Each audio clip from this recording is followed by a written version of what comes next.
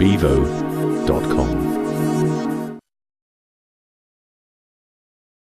Mike, you're known as one of the world's authorities on leadership, and you've written a lot about it, you've spoken a lot about it, so it's probably been a bit of an unfair question, but could you, in a nutshell, define for us what great leadership is? Firstly, great leaders and great ideas go together. I think you will find the two together. Sometimes an idea is so powerful it demands a leader to grab it, and a leader is created by the idea, if you like. At other times, a leader will seek an idea and say, I'm going to make that happen. But leadership is about creating something, really. It's about bringing something new into existence that wouldn't happen without you. So I always look at a leader and an idea, and if the leader doesn't have a powerful idea, I think this isn't going to work. That's the first thing. The second thing, I think, is a principle of balance. And leadership is in essence about balance, and the one fundamental balance a leader has to maintain is between an apparently irrational belief that you will get to that destination in the end, and you've got to totally transmit confidence in that to everybody around you. Yeah, we're going to get there. That is where we're going. That is where we will get. With a completely rational assessment of where we are today. You can't spin it, you can't put it under the carpet, you can't pretend it's not the way it is.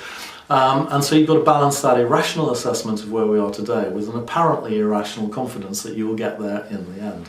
And I promise you, if you look at every great leader in history, you will see that balance to perfection. In the book I talked about Thatcher being thoroughly analytical about the problems she was facing and thoroughly irrational about, I'm going to sort this out in the end. I'm going to create an enterprise economy here. Probably the best example though would be Churchill in the war, if you ever listen to his speeches. It's thoroughly analytical about where we are today, thoroughly committed and irrational about we're going to win.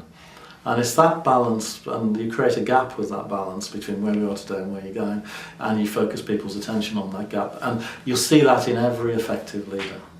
You mentioned people being drawn to the leader, and a lot of people are drawn to you. There's a lot of books written on charisma and personal branding.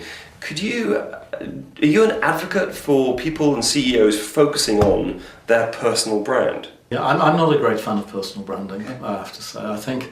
I think all branding comes from the inside out, and as an individual you don't need to do anything other than speak powerfully about what it is you're committed to. That is all it takes.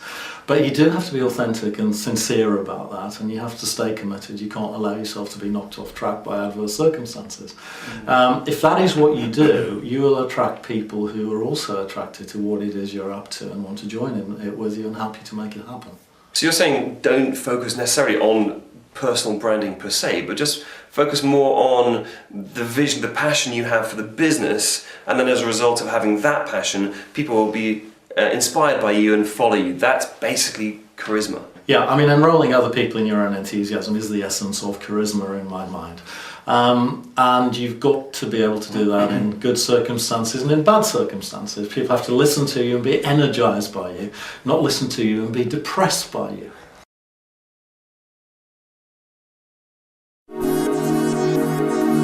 bevo.com